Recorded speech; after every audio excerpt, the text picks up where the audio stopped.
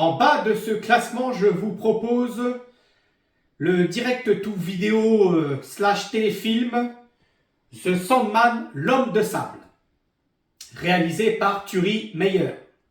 Le réalisateur avait, avec ce projet, envie de créer un nouveau Boogeyman. Voilà, c'est un film fantastique avec un tueur qui poursuit des victimes. Il avait envie, vu la fin ouverte de ce téléfilm, de créer une franchise. Bon, ça ne se fera pas. Mais pourtant, je vous présente ce long métrage intéressant, voilà, qui raconte l'histoire d'un tueur psychopathe qui va aléatoirement zigouiller des familles. Apparemment, d'après ce qu'on voit dans l'introduction, dans un lieu désertique, d'où le nom Sandman.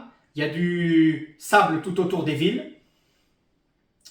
Et on le surnomme le marchand de sable, parce qu'à chaque fois qu'il tue les familles, il dépose du sable dans les yeux des victimes. Et le film commence avec un enfant qui réussit miraculeusement à survivre, sauvé par la police. Voilà, après quand même que 7 familles aient été éliminées, l'enfant est épargné. Il doit avoir quoi? 7 ans, 8 ans. Et ce sera lui, le héros de notre histoire. 17 ans plus tard, le Sandman, le psychopathe, doit être exécuté en chambre à gaz. Mais sera-t-il véritablement mort? Là est la question. Puisque un prêtre va venir dans sa cellule, sous couvert d'être un catholique, quoi. Et en fait, il s'agit d'un prêtre vaudou qui va, à travers une formule, va lui permettre de ressusciter dans le sable, voilà. D'où le nom Sandman, l'homme de sable. En fait, il va ressusciter et pouvoir continuer à tuer en sable, c'est ça, avant qu'il y ait eu, vous voyez, l'homme de sable de Spider-Man 3. Là, en 1995, on nous présentait déjà ça, avec des effets spéciaux franchement honorables. Donc le tueur va devoir continuer, grâce à ce sorcier vaudou, à tuer. Il n'a que 3 nuits pour trouver ce jeune enfant qu'il a épargné il y a 17 ans. Voilà, le héros s'appelle Griffin Davis. Il doit retrouver Griffin Davis. Il n'a que 3 nuits, puisque le jour, c'est son ennemi.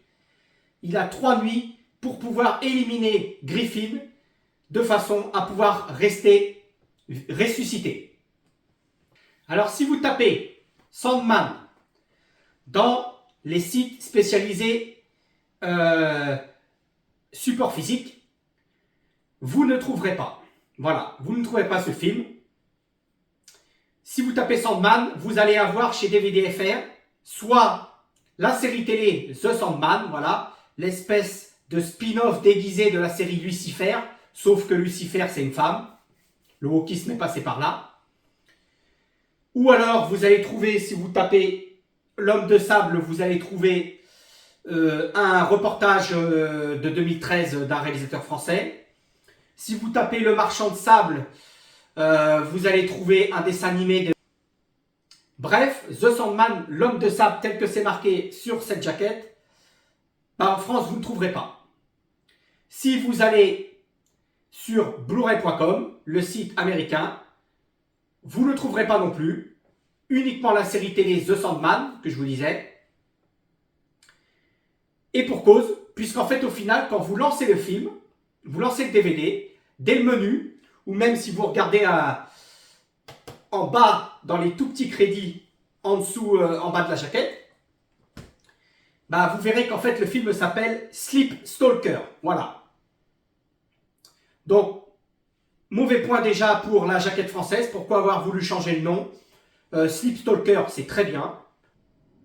Pourtant, dans le film, oui, c'est vrai. Dans le film, plusieurs fois, le tueur, on l'appelle le Sandman. Mais Sleep Stalker, je trouvais que c'était un nom très bien. Sleep Stalker, il vous poursuit dans votre sommeil. C'est vrai, puisque c'est la nuit qu'il attaque. Donc, c'est vraiment ce téléfilm, un pur produit que je recommande pour les fans des années 90. Voilà, il a été tourné dans les années 95. Et là, c'est un pot pourri vous allez trouver un pot pourri de tout ce qu'il y a de mieux dans le film de genre, le film fantastique, voilà, et le film de Boogeyman.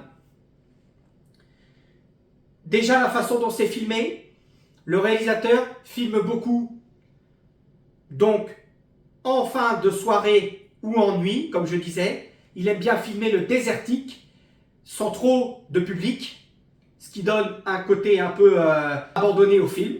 C'est stylé. Il aime bien filmer aussi avec des couleurs orangées et violacées, ce qui rappelle un peu la série Flash de Warner Bros. DC de 1990. Parfait. Moi, j'aime. Et son inspiration principale, selon moi, c'est Shocker de Wes Craven, puisque là, clairement, pour certains plans, exécution en chambre à gaz, le prêtre vaudou qui vient lui sauver la peau juste avant l'exécution dans la cellule, les façons qu'il y a de s'introduire dans les maisons. Voilà, le Shocker, Mitch Pileggi, dans le film de Wes Craven, s'introduisait par l'électricité, par les prises électriques, dans votre télévision, etc. Et bien là, il s'introduit par les bouches d'aération, par la cheminée, par les serrures, par les pas de porte. Et c'est bien fait parce qu'il n'y a pas trop d'images de synthèse, c'est pas dégueulasse, puisqu'on ne savait pas trop la faire à l'époque. Là, on utilise du vrai sable, voilà, qu'on fait couler, ou qu'on projette, on souffle. Et des fois, le réalisateur utilise l'image inversée. On rembobine l'image, on la passe à l'envers pour qu'il sorte d'un lieu. Donc, c'est vraiment des moyens du bord, mais ça apporte une touche de réalisme. Parce que l'image de synthèse de maintenant, dans les années 2000, c'est une catastrophe. Son costume est très bien fait. Voilà. Tout en cuir et sable. On a collé du sable dessus. On lui a fait des espèces de fissures, puisque malgré tout c'est du sable. Donc, au fur et à mesure, il craquelle. Et je vous rappelle qu'il n'a que 3 nuits. Donc, il se désintègre de plus en plus que le film passe. C'est très bien. Et il est vulnérable à certaines choses. C'est logique, c'est du sable. Donc, comme dans le film de Sam Raimi, je pense que peut-être il s'en est inspiré, parce que c'est vraiment... on retrouve ça dans le Spider-Man 3. Il est vulnérable, vous le mettez dans l'eau, boum, il va perdre les doigts.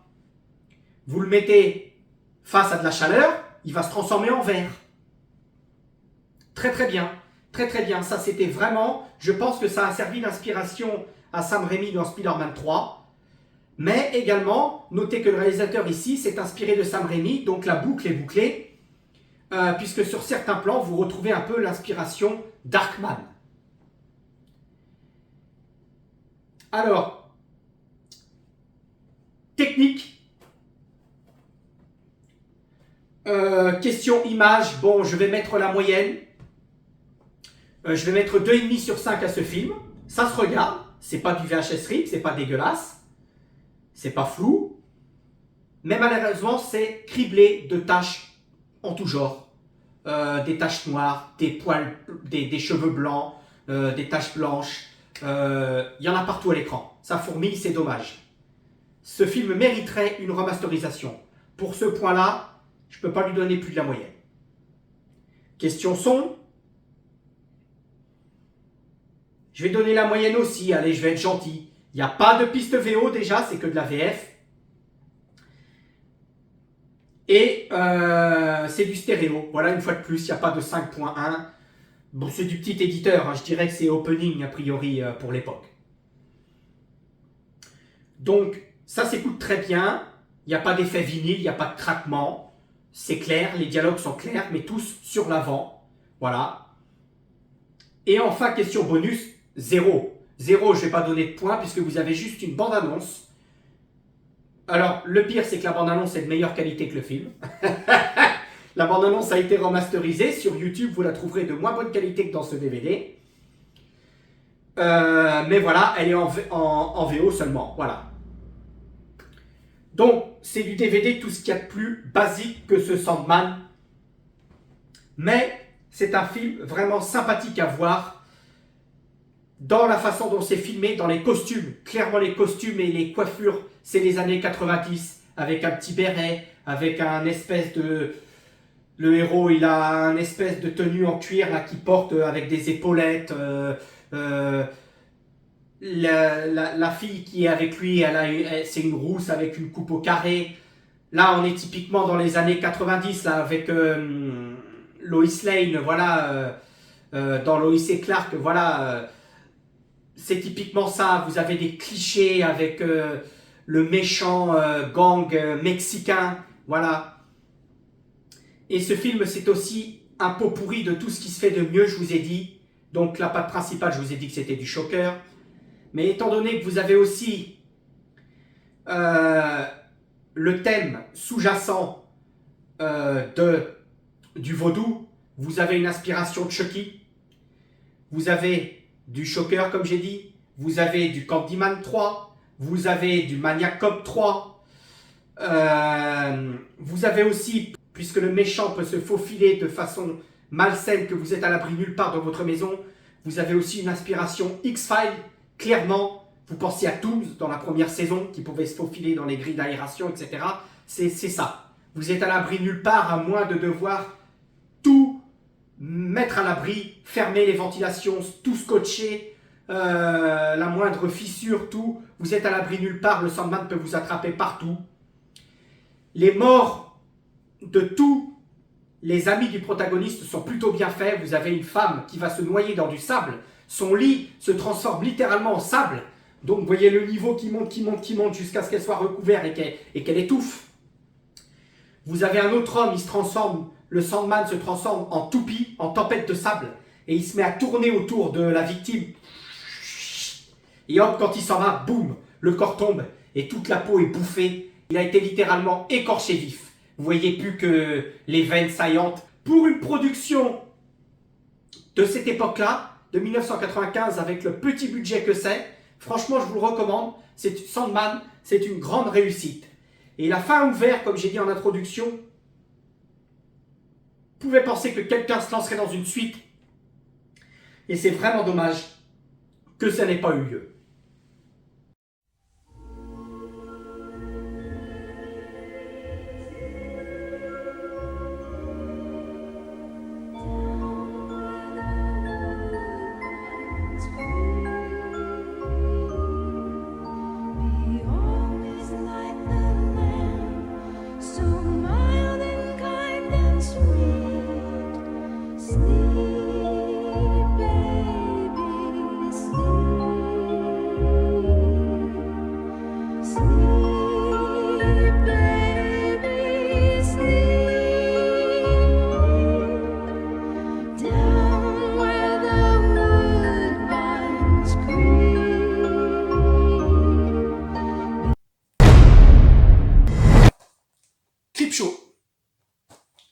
Creepshow, c'est une anthologie, vous voyez, c'est Stephen King qui a fait ça, en format épisodique. À l'intérieur, vous avez 5 petites parties, et c'est un hommage qu'il a fait avec George Romero, qui est réalisé par George Romero quand même. Donc vous mettez le scénario de Stephen King, le maître de l'horreur, en livre, et ensuite la réalisation de George Romero qui a fait les meilleurs films de zombies, bah, je vous laisse imaginer le chef-d'œuvre que ça fait. Hein.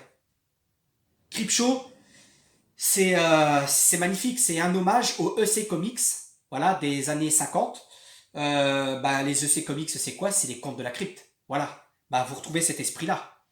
Alors, d'autant plus que ce film, il est réalisé façon bande dessinée, c'est génial. Chaque intro est faite avec une page de bande dessinée qui s'anime et qui devient le film. Certaines séquences, voilà, pour passer d'une séquence à l'autre, elles sont faites dans des cases de bande dessinée, avec des animations, des coulures, des dessins, des trucs qui dépassent, c'est fantastique. C'est un film sublime. Franchement, mais voilà, il a un problème, c'est sa technique. Ce DVD, il a pris un coup dans l'aile. C'est un DVD TF1 vidéo encore.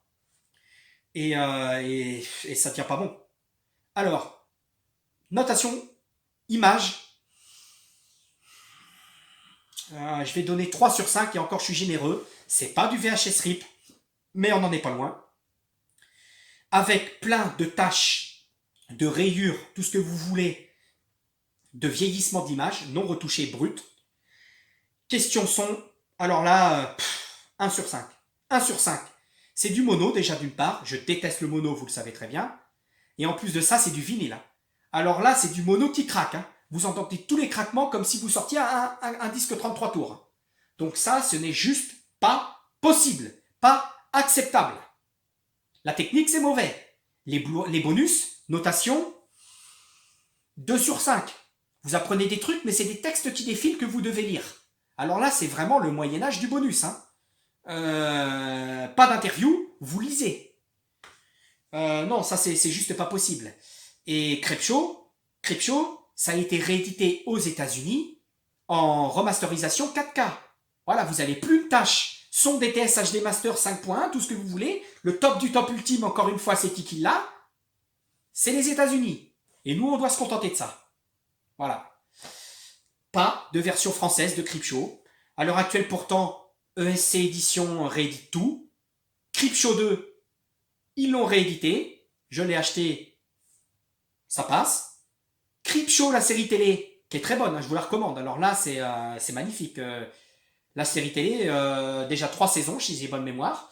Pareil, chez ESC Édition, parfait. Creepshow 3, le film, ça c'est poubelle. N'achetez surtout pas ça quand vous faites votre recherche Google. Je l'ai visionné une fois avec douleur et il est parti à la benne, à la poubelle direct. C'est de la merde. Voilà, donc la seule façon de voir votre Creepshow 1, c'est celui-là, parce que c'est un film incontournable. Attention aux effets spéciaux, Tom Savini, le maître du gore. Les maquillages, le sang, les monstres de la caisse là, avec ses dents et tout qui bouffe et tout, c'est juste sublime. C'est des dialogues splendides. Ce film, c'est une pépite de l'horreur. En tant que fan de films fantastiques, celui-là, il doit être dans votre collection. Creepshow 1, c'est ultime. Pas du point de vue technique de notre DVD français, mais par contre du point de vue scénario, réalisation, jeu d'acteur, tout ce que vous voulez, ce film est tout simplement sublime. Et si vous ne l'avez pas encore vu, si vous ne me connaissez pas, téléchargez-le, faites ce que vous voulez. Si vous me connaissez, je vais vous le diffuser. Hors des enfants, bien entendu, parce qu'il faut avoir l'estomac accroché. Mais si vous êtes un ami à moi et que vous ne l'avez pas vu, commandez-moi une diffusion, je vais vous le montrer. Creepshow, c'est superbe.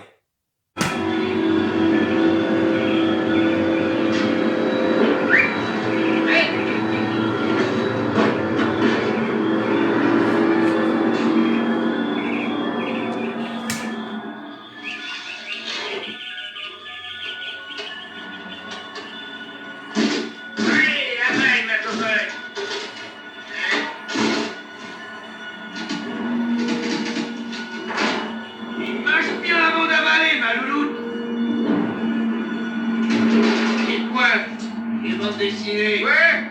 Un livre de bande dessinée. Ouais. Un livre de BD. Un livre de BD. Les gosses adorent ça. Et moi aussi. J'ai dit, regarde, tu sais qu'on peut commander tous ces machins-là. Des lunettes à rien, oui. Ouais, ça marche jamais, pas de millimétrique. Ah, une vraie poupée pour nous, regarde. Et vous ne pourriez plus. Si tu voulais, mon pote, c'est râpé. Écoute un peu ça. Très utile quand on désire se venger. Oui, Billy? Il vient dans 1 minute. Je l'ai entendu se lever. Billy! Tu n'as pas l'air en forme. J'ai très mal dormi cette nuit. C'est le vent. Non, c'est ce foutu torticolis, je peux à peine remuer la tête. C'est sûrement ton oreille. Oui, oui, sans doute, ça doit être ça. Oh, mon pauvre chéri, tu veux que je t'apporte de l'aspirine?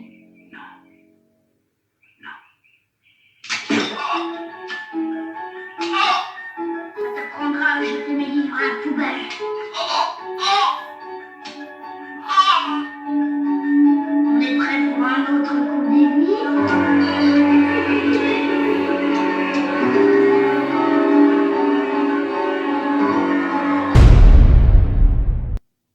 Hop là, on voit pas très bien. Highlander Endgame, voilà. C'est le numéro 4 de la série des films Highlander. Et le dernier qui soit à mon goût bon. Parce que vous oubliez tout de suite le numéro 5, Highlander The Source. Le gardien de l'immortalité, je crois, ils ont appelé ça en français. Ça c'est de la merde en bâton. Ça ne compte pas. Je vais essayer de pas rentrer dans les détails, ça va être compliqué. Donc, Highlander Endgame, pour moi, c'est ce qu'aurait dû être la vraie fin de la série télé. Voilà. Parce que la série télé, elle a fait un pont quand elle est sortie. L'épisode pilote, il avait Christophe Lambert dans le rôle de Connor MacLeod, dans son trench coat, là, comme dans le temps, encore jeune à cette époque-là. Voilà, et donc du coup, ça faisait le pont idéal, en fait, comme quoi Duncan MacLeod, c'était un de ses descendants, un lointain cousin, si vous voulez. Et voilà, ça faisait la transition et tout. Mais on était content de voir Christophe Lambert et tous les deux ensemble, c'était génial. Après, quand la série télé, elle a continué, de temps en temps, vous aviez des clins d'œil, un petit dialogue par-ci par-là. Quelqu'un a vu Connor MacLeod? Il demandait ça aux villageois, et les villageois répondaient non, il est parti, voilà. Et voilà, et tout le temps, il y avait des petits clins d'œil comme ça. Connor MacLeod, j'ai eu de ses nouvelles, mais voilà, il est loin, il est en voyage, il est ceci, il est cela, on peut pas se rencontrer, voilà. Bah, le film, en fait, Highlander Endgame, là, ce film, voilà, ça nous explique en quelque sorte pourquoi Connor MacLeod a disparu dans la série télé. Et ça nous explique ça de façon plutôt bizarre, ok, d'accord. Il y a des défauts dans ce film, ça je vous l'accorde. Donc Connor MacLeod, toujours joué par Christophe Lambert, bah Christophe Lambert il est fatigué. Ça se voit, il est vieux. Je me demande même s'il porte pas une perruque, parce que on voit ses rides, on voit tout ça, il est fatigué, il est fatigué. Et en fait, eh ben, il a justifié de jouer dans le film si jamais on tuait son personnage. Alors ça, c'est un sacrilège. Je vous spoil à la fin. On tue Connor MacLeod. Qu'est-ce que c'est que ce bordel? Voilà. Le méchant du film, il a à son actif quelques 700 tués. Connor MacLeod, il a environ 400 tués, un truc comme ça. Et Duncan MacLeod, il a 250 tués, un truc comme ça. Ils mettent, c'est marrant, il y a un petit extrait du film où le guetteur sort son ordinateur là et hop, et ben il tient les comptes en fait sur son ordinateur. Tu tapes le nom de l'immortel et hop, ça affiche tout son nombre de victimes. Donc si vous faites le calcul que Duncan MacLeod joué par Adrian Paul et Connor MacLeod joué par Christophe Lambert, ils ont quelques 650 immortels de tués à leur actif et que l'autre il en a 700, c'est kiff-kiff. Dans ces cas-là, c'est kiff-kiff. À 2 contre 1, pourquoi ils pourraient pas tuer le méchant? Mais voilà, non, Duncan MacLeod l'affrontera tout seul. Voilà, je vous laisse regarder le film hein, parce que j'ai pas envie de tout vous raconter, mais pour moi c'est un non-sens absolu. Quand j'ai vu ça au cinéma, j'ai dit non, pourquoi avoir fait ça? Pourquoi est-ce que le personnage de Connor il disparaît? Bah pourquoi? Parce que Christophe Lambert il l'a voulu ainsi, il a dit moi si je joue dans Highlander, j'en ai marre d'Highlander. Si vous voulez que je sois encore dedans, bah vous me tuez. Ouais, bon, bah c'est pas grave. C'est pas là qu'est le truc. Ce qu'il faut retenir, c'est que si Christophe Lambert est revenu, il a dit si vous voulez me voir faire une nouvelle fois Highlander, je veux qu'on revienne à la source d'Highlander. Highlander, qu'est-ce que c'était à la base? C'est un esprit qui a très bien été repris par la série télé d'ailleurs. Les Européens, ils ont bien compris le principe. Highlander, le vrai esprit Highlander, c'est un être qui ne peut pas mourir, qui traverse les âges et qui voit tous ses conjoints mourir les uns après les autres. Imaginez-vous, on dit ce serait génial d'être immortel. Bah je crois pas. Vous vivez des guerres mondiales et puis les gens autour de vous ils vieillissent et ils meurent pas au-delà de 90 ans. Voilà, toute votre famille, vos meilleurs amis, tout le monde meurt autour de vous et vous êtes maudits, vous pouvez pas. L'esprit d'Highlander c'était ça à l'origine. C'est de la romance aussi. C'est des amours à travers les âges. Ok, il y a des combats contre des méchants, mais voilà, c'est cette dualité romance, amour, tristesse, combat. Voilà, c'est un truc qui s'est un peu perdu au fur et à mesure qu'on a fait des films, et justement, Highlander se source, le 5e film, là, le gardien de l'immortalité, il a pas du tout pigé ça, quoi. Cette merde-là, elle a totalement détourné le truc. Rendez-vous compte, dans Highlander Endgame au cinéma, mis à part les personnages de Christophe Lambert et d'Adrian Paul, tous les autres personnages, que ce soit Métos, etc., tous les personnages, je me souviens plus comment s'appelait le guetteur, tous ses meilleurs amis, ils n'ont pas leur voix française. mis à part la voix d'Adrian Paul et Christophe Lambert, les autres voix, c'est pas les mêmes. Ça, c'est une déception. Vous vous dites, mince, où sont mes doubleurs de la série télé? Bah, les doubleurs de la série télé, le pire, c'est qu'ils reviennent tous dans Highlander The Source, le 5e film, ou j'oserais appeler ça le téléfilm. Ils reviennent tous dedans, et le film, c'est de la merde. Ils reviennent dedans pour un truc qui se passe au pays de l'Est, avec des costumes pourris, avec des moyens pourris, et ils osent nous justifier pourquoi est-ce qu'il y a des immortels à cause d'une conjonction de planètes, un alignement des astres. Mais vous vous foutez de notre gueule ou quoi? Donc ça, Highlander, c'est pour dire, ça vous oubliez. Donc, ce film-là, Highlander Endgame, c'est le dernier qui restait dans l'esprit et qui aurait dû être la vraie fin de la série télé. Enfin, le retour du duo Christophe Lambert et Adrian Paul dès le début de la première scène du film. Vous les voyez monter tous les deux le métro. C'est magnifique quand vous êtes au cinéma, vous êtes aux anges de voir ça. Et en plus de ça, ça se concentre beaucoup sur le personnage de Christophe Lambert. On voit sa mère, adoptive. C'est génial ça, on ne savait pas ça. Donc on découvre d'autres choses. Qu'elle aussi, elle a... Bah, ils ont voulu l'éliminer, ils l'ont pas bannie, ils l'ont carrément tué, sa mère adoptive, pour sorcellerie encore, parce que ces gens qui pouvaient revenir à la vie, c'était une malédiction, c'était diabolique. Tout ça, c'est génial. Voilà, donc... il y a des choses qui sont bien dans ce film. Il y a quand même des choses à sauver. Il y a quand même des choses à sauver. Il y a du bon. C'est très clipesque. Vous retrouvez des musiques, vous retrouvez des angles de caméra. L'esprit est là totalement. Voilà. Alors, ce qui se passe malheureusement, c'est que si vous regardez la bande-annonce, c'est pas du tout ce qui était prévu. Pourquoi est-ce que Christophe Lambert et Adrien Paul devaient être à deux contre le méchant à la base? Bah, c'est parce que le méchant, il avait des pouvoirs. C'était un magicien, il avait appris ça à travers les âges. Le mec, il peut se dédoubler, il peut créer un bouclier de lumière, il pouvait faire plein de trucs avec ses pouvoirs magiques. On voit ça dans la bande-annonce. Et dans le film, au final, ça a été coupé au montage, il fait pas tout ça. Ça devient un épisode de série télé classique. Donc ça aurait dû être la fin idéale de la série télé.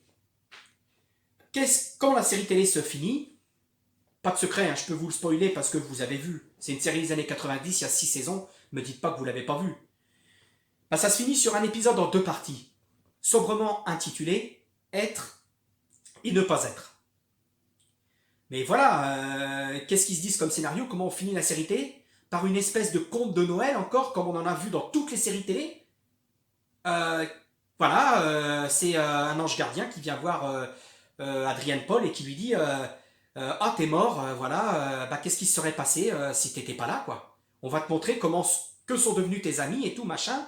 Quand tu es mort, sans toi, comment ils ont tourné? Bien, mal, tu vas voir ça, je vais t'emmener avec moi. Par contre, ils peuvent pas te voir.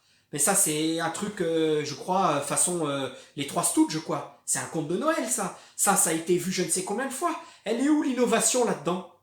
C'est comme ça que vous finissez la série télé? Bah, c'est pas terrible. Donc, du coup, ce Highlander Endgame, là, qui est très cinéma, hein, qui est très clipesque et tout, qui 1h30 d'action et tout, avec des scènes de kung-fu en plus. Vous avez Donnie Yen dedans. Donnie Yen, c'est un peu le Bruce Lee du pauvre. Il a fait quelques trucs voilà, en Chine. Il a joué dans Triple X numéro 3, etc. Bah, il fait des sacrées cascades là-dedans. Je vous dis que ça. Hein. Il y a un moment, il prend un fusil, il tire et ensuite, hop, il saute et il le frappe pour l'envoyer dans la gueule de l'adversaire en face.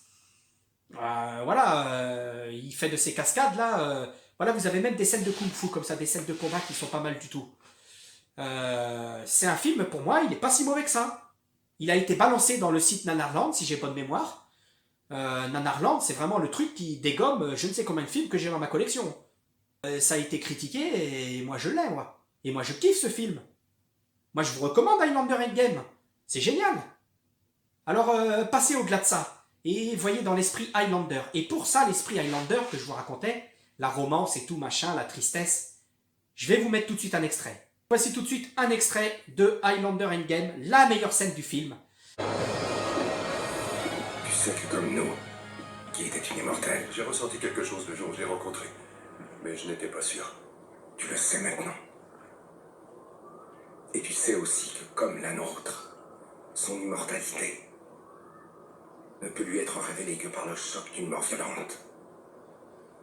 Oui, je sais. Si elle ne connaît pas de mort violente, elle mourra vraiment de vieillesse. Oui, Connor, je sais. C'est pour me dire ça que tu es venu à mon mariage? Allez, bois plutôt un coup. Non. Mais je me demandais. Elle le sait. Pourquoi?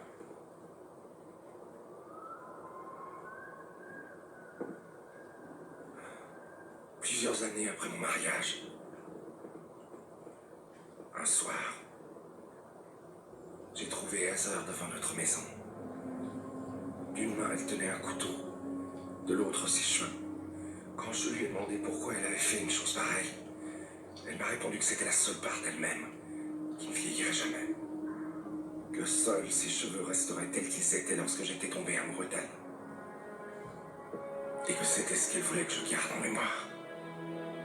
Pourquoi est-ce que tu me dis ça? Parce que j'ai aimé jadis une femme. Parce que je tenais à elle plus qu'à la vie.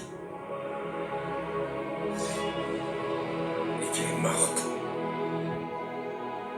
Et moi pas. À toi de choisir.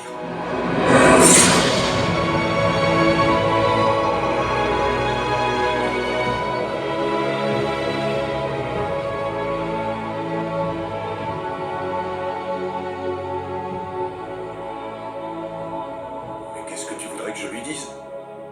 Tu n'as rien à lui dire. Elle ne te croirait pas de toute façon. Alors je ne peux rien faire. Elle est encore jeune. Jouis de l'instant présent. Ne t'attache pas. Que ferais-tu si tu étais à ma place? J'ai été à ta place. Mais grâce à Dieu, je n'ai pas eu à choisir. Voilà, c'était donc ma scène préférée. Avouez quand même que ça fout les poils, hein. Moi, toujours le souffle coupé quand je regarde ça. Je me mets à la place du personnage. Voilà, là tout est résumé rien que dans cette scène-là. Regardez-la en plus. Aspect technique, regardez-la avec le bon format de son. Donc maintenant, on va venir à l'aspect technique pour que vous en ressentiez encore plus les émotions. Choisissez la meilleure version. Highlander Endgame, si vous voulez la voir en version DVD, puisque ça n'existe pas autrement, français, faites bien attention. Choisissez l'édition double DVD, 2 DVD, de chez TF1 Vidéo, puisqu'après, le film n'a été réédité qu'en un seul DVD. Donc, c'est souvent le cas. Hein. Si vous ne prenez que l'édition 1 DVD, le deuxième, des bonus, vous ne l'aurez pas. Les bonus sont ce qu'ils sont, mais toujours intéressant d'avoir des informations sur le film, je vous l'ai déjà dit dans d'autres vidéos. Donc si vous êtes un vrai cinéphile, choisissez l'option 2 DVD, de TF1 Vidéo. Mais faites attention, parce que quand vous cherchez Highlander Endgame en DVD, il existe aussi des versions belges qui circulent désormais, qui ne sont pas de TF1 Vidéo et qui sont qu'en un seul disque aussi. Qui plus est, l'édition TF1 Vidéo en 2 disques, elle a une piste son DTS, et du DTS qui envoie. Donc là, si vous regardez le film avec le son DTS, c'est du pur spectacle. C'est magnifique, du boum boum à fond de vos caissons de basse. Ça, c'est ce qu'on veut. Si vous choisissez l'édition belge, il n'y a pas de DTS. Du 5 points, d'accord, mais le DTS il saute, donc petite perte sonore, en plus de ne pas avoir de bonus. Donc faites bien attention, je vous recommande l'édition TF1 Vidéo à 2 DVD. Maintenant, elle va être assez chère parce qu'elle n'existe plus. Vous êtes passionné ou vous l'êtes pas. Sinon, autrement, vous pouvez avoir cette édition-là. Celle que je vous ai montrée, c'est pas la même. Ça, c'est une édition import zone 1. Vous voyez la taille du boîtier. Pourquoi j'ai choisi cette version-là? Pas pour le film en lui-même, puisqu'il n'est pas en français. Hein. Ça, le film en lui-même, il est parti à la benne. Et je l'ai remplacé justement par le film TF1 Vidéo français. Mais, comme vous voyez marqué ici, c'est marqué en haut, exclusive New Cut. De la part des producteurs de Highlander original. Qu'est-ce que c'est? Eh bien, c'est un montage préliminaire.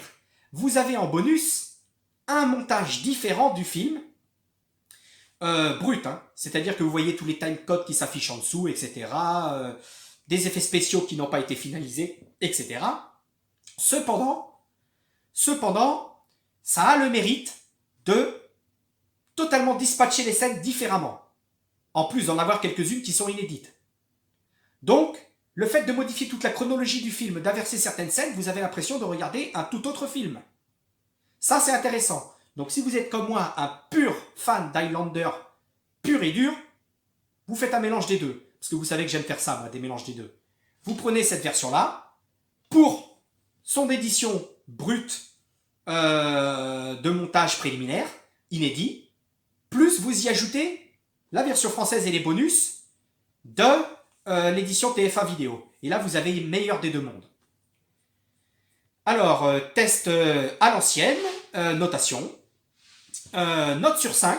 En termes d'image, ce Highlander Endgame s'en sort très bien, c'est incroyable. C'est plutôt étonnant pour un DVD. Je lui mets 5 sur 5.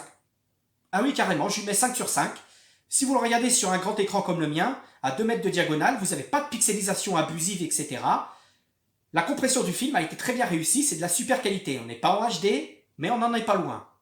Ça c'est respectable. 5 sur 5. Et le son, si je pouvais, je lui mettrais 6 sur 5. Alors 5 sur 5 aussi, c'est tout bonef. Le DTS, il envoie à plein pot. C'est superbe. Il n'y a rien à dire, cette édition, voilà. Elle aurait pu être ultime en upscalant en HD. Voilà, vous la foutez en 1080p, 24 fps, ça aurait été un truc génial. Mais il n'y a pas de Blu-ray.